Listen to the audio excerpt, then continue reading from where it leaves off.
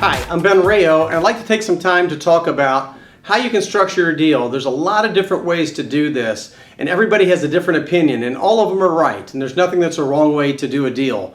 But the one thing that you need to make sure when you're looking at a real estate investment deal is you want to make sure you've got the end in mind.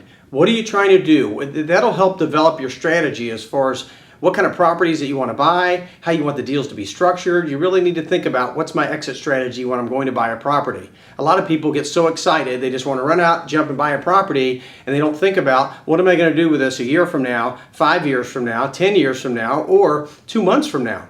So some of the big things you hear everybody talk about, the big piece is always about the flip. So you can buy a property to flip it, which means it's going to be short term, which you don't have to worry about a lot of different things. You get your property, you get your insurance in place, and you get in and you get the work done and get it back up on the market to get it sold. There's some tax advantages to maybe not flipping, but it depends, again, what your strategy is. That flip, maybe you make $20,000 or $30,000, that's going to be taxable income, and so you need to talk to your CPA to help you develop what your strategy is. The next one would be to hold, and I like this strategy because it has a lot of tax advantages. So there's some things about holding properties where you get some tax write-offs.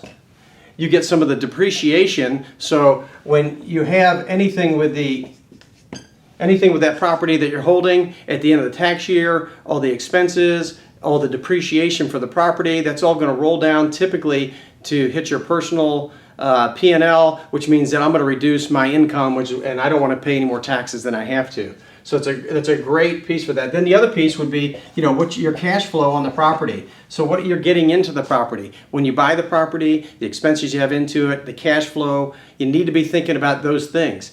There's really, people play all of these, but if you can put it together to do cash flow, the taxes, and the depreciation, that's a huge advantage as far as having rental properties.